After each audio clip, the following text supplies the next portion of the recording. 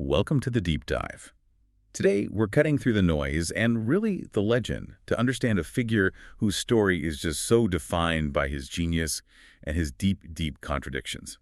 Jerry Lewis. It's such a sprawling timeline. I mean, his career spans 7 decades. It took him from these, low-paying vaudeville circuits to global And superstardom. beyond that, right?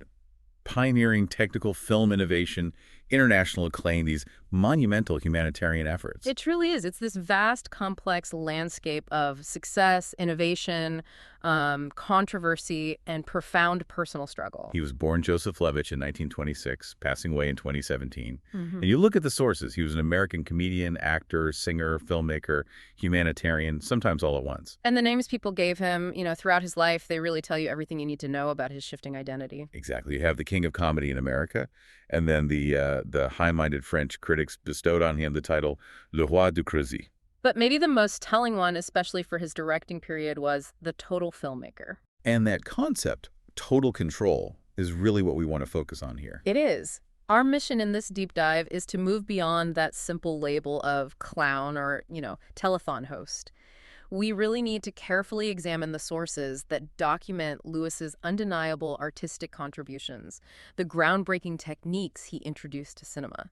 While at the same time, scrutinizing the profound complexities, the difficulties, and the controversies around his personal life and his conduct. His legacy just demands a thorough and honest look at all sides of the man who left such an indelible and, sometimes painful mark on entertainment and charity. So to really understand that frenetic, unpredictable persona Lewis developed, we have to look right back at his beginnings. Right. He was born Joseph Levitch, March 16th, 1926, into a Jewish family in Newark, New Jersey. And it's interesting, when you look at the historical records, there are conflicting reports about his actual birth name, Yeah, the 1930 and 1940 U.S. Census records both list him as Jerome. which sort of speaks to that fluid nature of identity in a performing family, doesn't it? It really does. And performance was definitely in the genetic material. His father, Daniel Levitch, known professionally as Danny Lewis, was a master of ceremonies, a vaudevillian performer. And his mother, Rachel Levitch, or Ray, was a very talented pianist and music director for war radio. But despite this rich artistic environment, Lewis's own youth was anything but smooth. The sources really paint a picture of a difficult teenager. His energy was maybe just too much for the formal educational system, It seems so. His high school years were just characterized by pranks, disruptive behavior. which led to his expulsion in the 9th grade, and then he eventually just decided to drop out altogether in the 10th grade. And you can see how that early rejection seems to have fueled his need to succeed, but on his own terms. That's a crucial insight. By age 15, he decides to try his hand at performing, developing a routine called the Record Act. Which was, it was Lewis dramatically miming the lyrics to popular songs while a phonograph played offstage, an early attempt at that physical, visual comedy. And it was a failure, initially. A complete failure, yeah. The sources mention his first attempts in Buffalo went absolutely nowhere. He had to take jobs as a soda jerk, a theater usher. Positions very far removed from the spotlight he was craving. It wasn't until a veteran burlesque comedian, Max Coleman, stepped in and really encouraged him to keep refining the act that he gained any momentum. And, eventually, managed by Irving Kay, he started landing those engagements in the famed Borscht Belt resort hotels. Before we jump into his big break, there's one detail that often gets overlooked, but it profoundly affected his career path. Okay. The fact that Lewis was rejected from military service during World War II because of a heart murmur. Had he been able to serve, his career trajectory could have been entirely different. Entirely. Instead, he remained stateside during this key formative period, just honing his skills on the domestic nightclub circuit. Which brings us to 1945 and the monumental collaboration that would define the first half of his career. At the Glass Hat Club in New York City, a 19-year-old Lewis met the 27-year-old singer Dean Martin. The sources describe an immediate, if volatile, chemistry. Their formal debut as a duo, Martin and Lewis, happened on July 25, 1946, at the 500 Club in Atlantic City, and the dynamic they established was just revolutionary for the time. Martin was the epitome of the cool, handsome crooner, the classic straight man. And Lewis was the source of all this manic energy and what the sources call his zany antics. What really set them apart from duos like, Abbott and Costello or Laurel and Hardy wasn't just the clash of personalities, but their use of chaos. Total chaos. They relied so heavily on ad-libbed improvisational segments that often broke the fourth wall. They would completely tear down the carefully constructed boundaries of a planned routine. They were unpredictable, and the audiences just loved that sense that anything could happen. And that unpredictability quickly translated into dominance across all media. Their successful nightclub act paved the way for the Martin and Lewis show on radio. Then came the major television appearances, starting with CBS's Toast of the Town in 1948, which just launched them into the national consciousness. By 1950, they were hosting the Colgate Comedy Hour on NBC on a rotating basis. And this is where you start to see Lewis's creative control emerge. Right. Even though he was the zany one, he was the primary creative force behind their routines. The sources confirm it. Lewis hired these now legendary figures like Norman Lear and Ed Simmons as writers for their TV material. It shows his eye for talent, his desire to constantly evolve the act. Their popularity was so immense it even extended into print, which is something you rarely see today for a comedy duo. The Adventures of Dean Martin and Jerry Lewis was a successful DC Comics series that ran from 1952 to 1957. And on film, they were just box office gold. Paramount Pictures produced 16 films starring the duo. 14 of which were vehicles specifically designed around their dynamic, like That's My Boy and the Stooge. 16 films is an incredible output in a relatively short amount of time. But despite that commercial peak, the sources detail this immense strain. By the mid-1950s, the partnership was just buckling under creative friction and, personal resentment. Culminating in their final live nightclub act on July 24th, 1956. The breaking point had been brewing for a while, and the sources frequently point to a specific, painful incident in 1954. The Look magazine cover. The Look magazine cover. They published a publicity photo of the team for a cover, but they notoriously cropped Dean Martin out entirely. And for Martin, whose identity was already challenged by Lewis's dominating physicality, this public erasure. It contributed significantly to his sense of embarrassment and his decision to seek separation. It did. The very dynamic that had made them so successful, the straight man eclipsed by the manic clown, ultimately, it fractured the relationship. That split was more than just a professional breakup. For Lewis, it was an existential crisis. He described feeling completely unnerved to be alone. He said the sudden lack of a partner left him without confidence, paralyzed, and just unable to move forward. After a decade of performing as half of a team, he had to redefine his entire professional identity. The sources really confirm this was a moment of deep vulnerability for him. It was. And the catalyst for his transformation came, unexpectedly. Lewis received an urgent call from Sid Luft, Judy Garland's husband and manager. Right, asking Lewis to fill in for Garland in Las Vegas because she was ill. And Lewis hadn't sung alone on a professional stage since he was a child. He was terrified. So he goes out, performs some comedy, and then, despite his nerves, he decides to sing Rockabye Your Baby with Dixie Melody. And the audience reaction was just explosive. Lewis recalled the moment as a revelation. He said he walked off the stage knowing I could make it on my own. He'd spent 10 years being the zany half, and one evening, he proved his depth and his versatility. The commercial payoff was immediate, and it just confirmed his viability. That single went to number 10 on the charts. And his album, Jerry Lewis Just Sings, reached number 3 on the Billboard charts, selling an astonishing 1.5 million copies. He quickly leveraged that success into financial security. He signed a 5-year deal with the prestigious Sands Hotel. And he would perform 6 weeks a year for the same pay the entire Martin and Lewis team had previously received. Unbelievable. With his performing career secured, Lewis focused intensely on the next challenge, taking total creative control of his film career. And this led to that landmark 1959 contract with Paramount, a deal that completely redefined the power dynamics between a studio and a star. It was revolutionary, not just for the money, but for the power structure.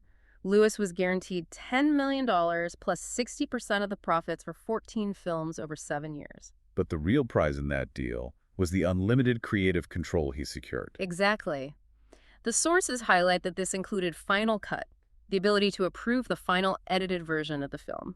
A level of artistic autonomy virtually unheard of for an actor-director in Hollywood at that time, especially for a comedic star. The head of Paramount, Barney Balaban, understood the gamble but was willing to take it. He was famously quoted as saying, "If Jerry wants to burn down the studio, I'll give him the match." And that deal cemented his identity as the total filmmaker. His directing debut under this unprecedented contract was The Bellboy in 1960. And it was a fascinating experiment in efficiency and visual comedy. He filmed it quickly on a small budget while he was simultaneously performing at the Fontainebleau Hotel. And it was a very conscious move away from the scripted verbal comedy of the Martin era. Right, The Bellboy was almost entirely visual. It relied on a series of episodic blackouts and sight gags, with Lewis's character only speaking a single final punchline. It really demonstrated his confidence in using the camera and physical action to convey humor, not just dialogue. And his commitment to efficiency and creative independence led to Lewis's most significant technical contribution to the film industry, One that is still used globally today. the development of instant video playback during filming.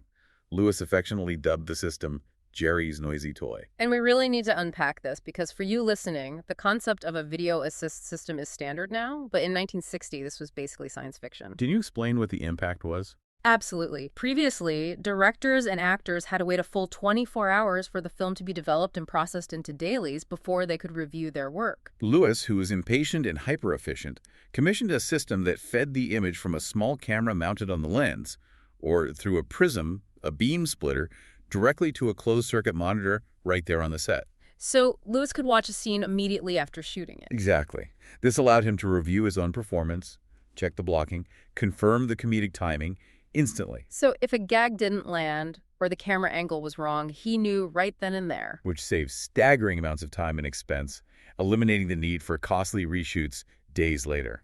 The sources confirm he received the Golden Light Technical Achievement Award for its development, a testament to how pioneering this innovation was. He didn't stop there. Lewis continued to use his creative control for architectural and engineering innovation. You just have to think about The Ladies' Man in 1961. That film required a remarkable degree of technical ambition. Lewis constructed a custom 3-story, 40-room, dollhouse-like set that spanned 2 entire sound stages. And the structure was designed to eliminate the need for boom microphones overhead, which had traditionally restricted camera movement. Right. By building the set with completely open ceilings, Lewis could shoot down into any room, providing this panoramic, unrestricted view of the action. It was revolutionary for visual blocking. It allowed him complete freedom in camera placement, reinforcing his status as the total filmmaker who controlled not just the performance, but the environment itself. And of course, the culmination of this directorial period is often considered The Nutty Professor in 1963. A Dr. Jekyll and Mr. Hyde parody. Exactly. This film allowed Lewis to explore the complexity of duality. He contrasted the shy, clumsy, but brilliant Professor Julius Kelp with his suave, egotistical, and genuinely cruel alter ego, Buddy Love. Many critics consider this his masterpiece. It showcases both his physical comedy and his ability to craft this sharp, psychological satire. Now, this is where the split between American and international reception becomes just fascinating and highly dramatic. While American critics often treated Lewis's directorial efforts as, merely extended sight gags, the sources show a completely different reaction in France. The French critics, particularly those associated with influential journals like Cahiers du Cinéma and Positif, hailed Lewis as an ingenious auteur. They viewed his films not as simple comedies, but as profound, existential, even anarchic works of satire. And we should probably define auteur theory for anyone who isn't familiar. Why did Lewis fit so perfectly into this European intellectual framework? Good idea. So auteur theory, which was gaining prominence in France at this time, proposes that the director is the primary author of the film, possessing a singular, recognizable style and thematic focus, like a novelist or a painter. And Deuce's situation was the textbook definition of this theory. He produced, he co-wrote, directed, and starred in his films. Every single frame bore his uncompromising personal signature. That complete control, from the technical innovations to the structure of the narrative, made his work resonate with the emerging French New Wave movement, which valued personal artistic expression above all else. They placed his filmography alongside giants like Howard Hawks, John Ford, and Alfred Hitchcock. Jean-Pierre Coursadon, a noted film historian, captured this contrast perfectly. He suggested in 1975 that the French critics were willing to look at what Lewis was doing as a filmmaker for what it was, rather than with some preconception of what film comedy should be. They saw his characters as reflections of the modern alienated man. Exactly. And while American pop culture often poked fun at the French-loving Lewis, in France, he was seriously studied as an innovator, a technical master, and a true satirist. Shifting gears now, because for so many people around the world, Lewis was not the total filmmaker. He was the man who cared. For decades, Lewis was globally synonymous with the Muscular Dystrophy Association, or MDA. The Jerry Lewis MDA Labor Day Telethon became this unparalleled institution, a broadcast event that ran for a staggering 44 years, from 1966 to 2010. The humanitarian scope of this effort is genuinely monumental. The sources confirm that the telethon raised over $2.6 billion during its run, Which made it the most successful and longest-running televised fundraising event in history. He transformed the entire concept of celebrity philanthropy. and the milestones are just jaw-dropping. It was the first telethon to raise over $1 million in 1966, which was an unheard-of sum for charity at the time. By 1985, it was seen by 100 million people, and by 1998, it was the first to be seen worldwide via an internet simulcast. This was peak cultural ubiquity. And the sources affirm Lewis received immense recognition for these efforts. He was nominated for a Nobel Peace Prize, and in 2009, he received the Academy's Jean Hersholt Humanitarian Award. More importantly, those funds directly fueled decades of MDA-funded science, leading to discoveries of genetic causes, treatments, and standards of care that have significantly improved the lives of people living with muscular dystrophy. But this success story is complicated by profound shifts in societal views. Right. The sources indicate that by the 1990s and 2000s, the telethon model and Lewis's specific approach began colliding with a dramatically changing view on disability rights. And that led to significant critical backlash. This is a critical point in Lewis's legacy. Disability rights activists raised serious concerns about the image being projected. The core critique focused on the show being designed to evoke pity rather than empower the disabled. They argued that the segments reinforced harmful prejudices and stereotypes, portraying those with muscular dystrophy as victims rather than as independent individuals. The sources also note that Lewis himself often attracted criticism for the language he used, particularly when referring to the children featured on the show as "my kids." Activists felt this language, combined with the emotionally charged pleas for money, stripped the individuals of their dignity and autonomy. It raised a fundamental ethical question about the visibility of disability in fundraising, didn't it? It did. Is it more effective and ethical to rely on eliciting pity to raise funds, or should the focus be on promoting independence and empowerment, even if that approach raises less money immediately? It became a really fierce debate. And Lewis was unflinching in his public defense of his methods.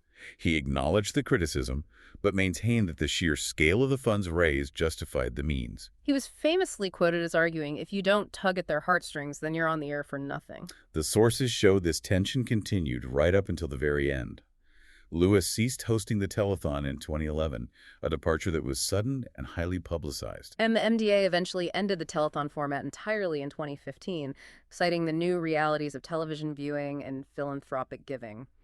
They acknowledged that the traditional 21-hour marathon just wasn't sustainable anymore. So if Lewis's professional life was characterized by this absolute control and public success, his private life was often marked by turmoil, chronic pain, and strained relationships, as detailed extensively in the sources. His first marriage, a 35-year union to singer Patty Palmer, ended in a very contentious divorce in 1983. Palmer's filings cited Lewis's highly extravagant spending habits and, significantly, his frequent infidelity throughout the marriage. And Lewis himself later publicly acknowledged these affairs, confirming relationships with prominent figures like Marilyn Monroe and Marlene Dietrich. It just adds another layer to that public perception of his complex, controlling, and often troubled personal behavior. And perhaps the most heartbreaking detail in the sources concerns his strained relationship with his children from that first marriage. Lewis explicitly and publicly disinherited his 6 children and their descendants from Patty Palmer in his final will.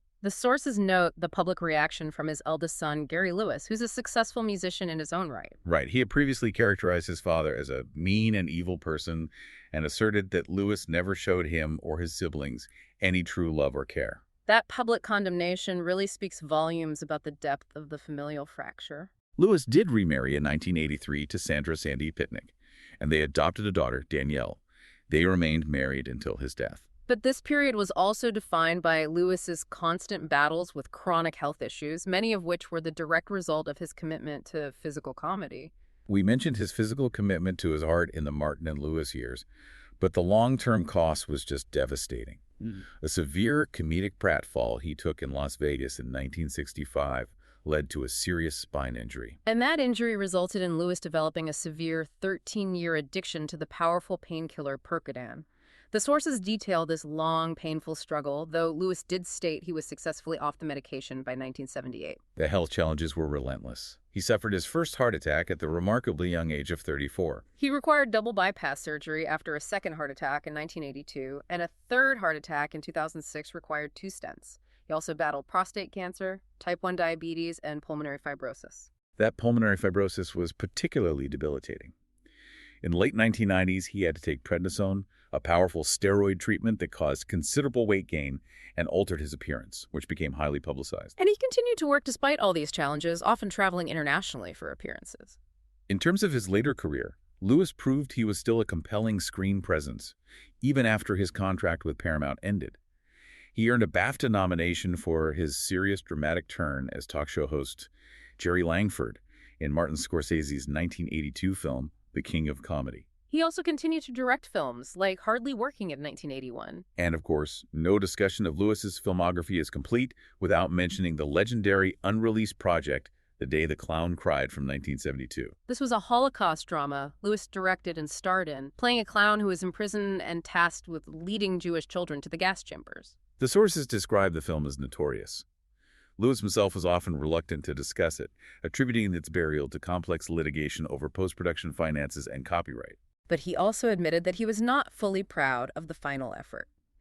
The film has become this mythical piece of cinema history, primarily because it represents one of the earliest, if ill-fated, attempts by an American director to address the subject of the Holocaust on film. Regarding his public opinions, Lewis, advised by President John F. Kennedy early in his career, generally kept his political views private. But the sources highlight one area where he took an early, principled stand. He was a firm supporter of the civil rights movement. Specifically, holding his ground against Southern affiliates and venues who objected to his close professional and personal friendship with Sammy Davis Jr. However, in later years, Lewis did express more divisive political sentiments. In a 2015 interview, the sources record Lewis expressing opposition to the U.S. accepting Syrian refugees, voicing concern that terrorists might be mixed in with the fleeing populations. In that same interview, he supported Donald Trump, primarily praising him as a good showman, and also expressed long-standing admiration for Ronald Reagan's presidency. These late-career comments further contributed to the image of a figure whose opinions were complex and, at times, very controversial. We now turn to the serious allegations regarding Lewis's conduct in the workplace. And it is absolutely essential, given the gravity of these claims, that we handle this section with mandated sensitivity and profound sympathy for those individuals who came forward. We are reporting strictly and impartially on the facts, as stated in the source material, ensuring we give this topic the full, unhurried detail and clarity it demands. Before detailing the specific allegations of misconduct, we first note a well-documented 1994 incident involving Gary Benson, a man who engaged in persistent stalking of Lewis and his family. Benson was ultimately convicted and served 4 years in prison for the harassment. Now addressing the allegations of sexual assault and harassment, the most comprehensive source is a February 2022 Vanity Fair report. This investigative report brought forward accounts from several co-stars Lewis worked with during the 1960s, alleging a pattern of sexual assault, harassment, and pervasive verbal abuse on set. The sources cite specific public testimony, and it is vital that we detail them accurately. Actress Karen Sharp, who worked with Lewis on the 1963 film The Disorderly Orderly, alleged Lewis sexually assaulted her. She claimed the assault occurred when she was alone with Lewis in his office during a wardrobe fitting. Another detailed account comes from actress Hope Holliday, known for her work in The Ladies' Man from 1961. Holliday alleged Lewis locked her in his dressing room, talked graphically to her about sexual matters, and masturbated in front of her. These accounts paint a disturbing picture of an environment where the director's absolute control extended beyond the creative into the personal and psychological space of his colleagues. Furthermore, the Vanity Fair report mentioned claims of repeated sexual harassment made by other women who worked with Lewis, including actress and opera singer Anna Maria Elbrighetti and singer Leni Kazan. The sources suggest these acts were facilitated, in part, by Lewis's singular position of power as the director, producer, and star of his own films, The very creative control that defined his genius also created an environment where misconduct could allegedly thrive unchecked. We also note comedian Amy Schumer's separate allegation regarding a 2014 Friars roast, a public unscripted setting late in Lewis's life. Schumer claimed that Lewis, during the event, physically tried to lower her onto the stage to perform what she interpreted as a mock sex act, which she had to physically resist. The sources emphasize the difficult and serious nature of these claims. Reporting these allegations with the appropriate gravity and sensitivity towards the victims is paramount to providing a full, impartial accounting of Lewis's legacy. The total control Lewis demanded over his projects often translated into a level of personal power that, according to these sources, he severely abused. Considering the immense complexity we've explored, it remains crucial to synthesize Lewis's influence. Despite the profound controversies of his private life, the sources confirm that Jerry Lewis's impact on American popular culture and filmmaking from the 1940s through the 1960s was undeniable and significant. His comedic style, defined by the sources as half anarchy, half excruciation, was genuinely revolutionary in its physicality and aggression. His uninhibited facial expressions, his highly skilled, tightly choreographed slapstick routines. And that willingness to embrace total chaos on stage and screen broke molds that earlier generations of comedians had relied upon. The sources credit him with pioneering a type of physical, edgy, and improvisational comedic energy that directly influenced multiple generations of performers who dared to be weirder, more physical, or more challenging. And this lineage includes figures like Richard Pryor, the conceptual anarchy of Andy Kaufman, the childlike weirdness of Paul Rubens' Pee Wee Herman, and the hyper-expressiveness of Jim Carrey. That lineage is so clear. Jim Carrey himself famously stated, "I am because he was." Lewis's brand of excruciating manic vulnerability provided a roadmap for modern character comedy that pushed boundaries. And his directorial career, the one so often dismissed in America, continues to undergo critical reappraisal. The sources note that prominent critics and curators like Dave Kerr called Lewis one of the great American filmmakers. Richard Brody, a notable writer, echoed this sentiment, arguing that Lewis was one of the most original, inventive, and profound directors of the time. And this high level of praise wasn't just about the humor, it was about his singular vision. It stemmed from his practical commitment to the auteur theory, serving as the producer, writer, director, and star demonstrating complete artistic control. He leveraged that power to manifest a distinct comedic vision that was years ahead of its time, incorporating surrealism, deep psychological satire, and groundbreaking technical methods. So we close this deep dive with a moment for reflection on the totality of this life. When you consider Jerry Lewis, the man who fought tooth and nail for absolute creative freedom in Hollywood, who raised billions for life-saving humanitarian causes, yet whose methods were publicly criticized. The cinematic auteur praised abroad, whose physical commitment to comedy drove him into addiction, and whose controlling nature resulted in profound difficulties in his personal relationships and professional conduct. You are left with a massive, unresolved question. How much did that unprecedented, hard-won power, the total creative control he demanded over his films and image define both the genius that revolutionized cinema and the profound controversy and personal difficulties that shadowed his 7-decade career? The artist and the individual are inextricably linked, defined by the sheer force of his will, leaving you with a legacy of spectacular heights and troubling depths to continue exploring.